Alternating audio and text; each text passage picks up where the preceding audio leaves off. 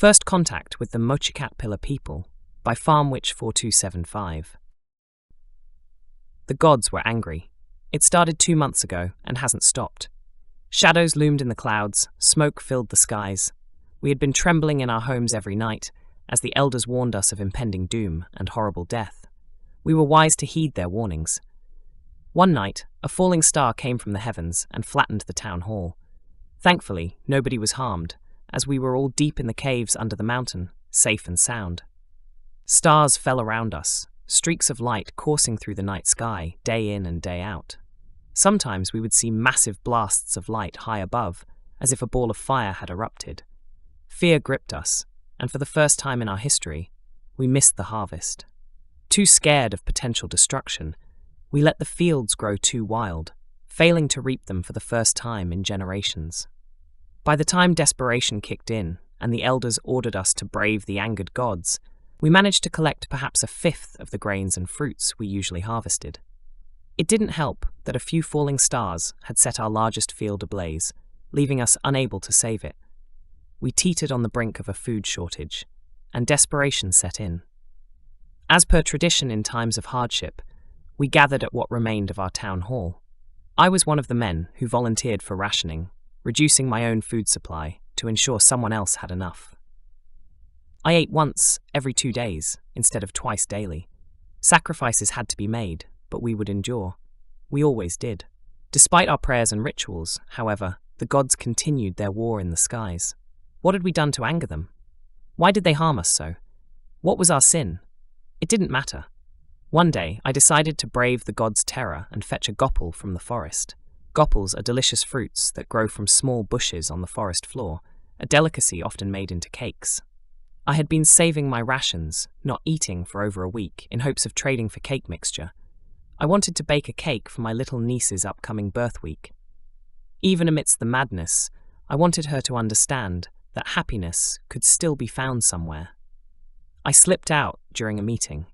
Despite my grumbling stomach, I made my way through the forest, carrying the largest tote I could find. Perhaps, if I were lucky, I could gather some edible roots and mushrooms along the way to bolster the community pot for that night's dinner. Armed with my blade, my helmet, and the will of a happy child driving me, I pressed on despite my growling belly. Hours passed as I wandered through the forest, sniffling and searching. I managed to gather roots and shoots, even stumbling upon a colony of mushrooms. I squealed with joy as I collected them, though I struggled to resist gobbling them up on the spot. I held firm, though, and continued my search for the gopal bush. As I approached a familiar clearing near the forest's edge, I smelled fire and smoke. Clearly, the gods had unleashed their wrath again.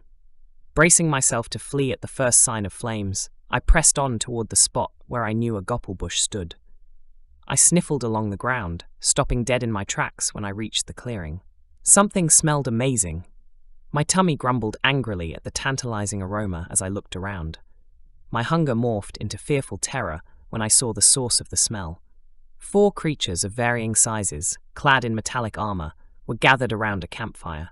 They were enormous, grotesque monsters, with 5 long fingers at the end of each of their only 2 arms. They stood upright on 2 muscled legs. Tufts of strange hair adorned their faces and the tops of their heads, and rows of sharp teeth gleamed as they spoke. I froze in fear. Yet my rumbling belly and the sweet, succulent scent overwhelmed my instincts. Hunger overcame me, and I approached. Every fiber of my being screamed at me to turn back, run, and alert the elders so we could prepare a defense. But the food, the smell, it overpowered my will. Maybe, just maybe, I could steal a piece of their food and flee, taking it home for the elders to study and use against them. 10 million thoughts raced through my mind. But one thing was certain. Whatever that flat thing on the ground was, I had to eat it. Our people communicate through mind touch, so if I could get close enough to touch one of them, I could translate their language and gain a critical advantage. I snuck as close as I dared, listening. One of them had a patch of bare skin, and I gently placed a hand on it. Instantly, their language flooded my mind. The guttural noises they made with their sharp tongues and teeth now made sense. I crept toward the flat, delicious-smelling object on the ground as they spoke. So, How'd it happen to you? The one painted blue asked. Grenade. Took out 6 of us. It was funny. Once the ringing in the ears wore off, the one painted red replied. I crouched closer, the aroma drawing me in. What was a grenade? Ringing in ears? What were these creatures? I got hit by a sniper, friggin' railgun slug from half a continent away, the one painted yellow added. Freaks, but I got hit with a tank shell. Had to get mediced up, but I heard the tank commander chewing out his gunner. Hilarious, the green one said, the 4 of them laughing heartily. A tank shell? Medic? What were these creatures? My thoughts faded as my belly took control. I crawled toward the confection in a small metallic pan. I couldn't stop myself. I took a bite, and my world dissolved into bliss. I didn't notice the massive machine coated in red and blue paint approach from the forest's edge. A loud clunk snapped me out of my daze. I froze as the machine folded away, revealing a female version of the 4 creatures. Her gaze landed on me, her face softened, and her eyes sparkled. Hey, where'd that come from? She asked, pointing a mechanical hand at me. The 4 turned toward me. I paused, caught purple-handed. Too stunned to run or fight, I kept gnawing on the delicious confection. This was my chance. Well, your falling stars and whatnot. Your technology? It destroyed our crop fields and set fire to our harvest. We are in need of food. That explains why he ate an entire lasagna solo, poor dude. He was hungry, the one covered in yellow said. Shut up, Sergeant, the Admiral yelled, forcing the yellow-covered one to snap to attention. Okay, I will send down a team for you, plus a ship full of supplies and equipment. We can solve that problem for you within the hour. Just need to know where to send supplies. Take us to your village, so my men can organize the rest on the ground. I will send down proper diplomats so we can handle this professionally when everyone has a full belly. Sounds okay? That was easy. That will work well. Follow me. What choice do I have at this point? Oh, wait. I need something first, I said, scurrying away into a clearing.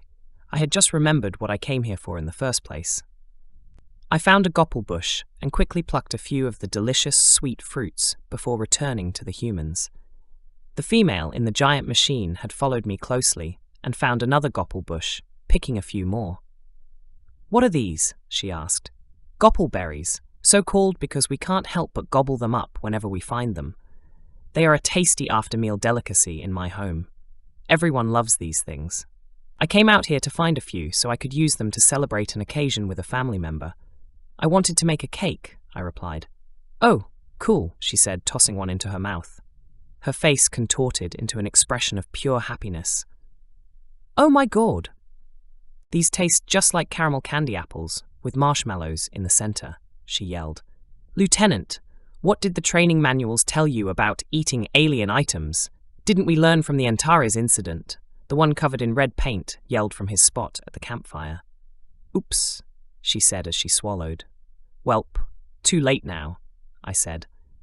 Come, I will show you my home. Please try to make yourselves seem less, terrifying.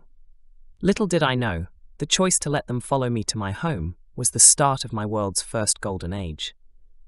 They repaired the damage they caused, and in exchange for letting them cultivate the gopalberry bushes, we established a professional relationship. Their machines came in, and within a generation, we were on our way to joining them in the stars. Humans developed an interesting obsession with the gopalberries, though. We found it odd, but as long as we kept cultivating them, they kept us safe and fed. We were fine with that. The end. Like and subscribe for more content.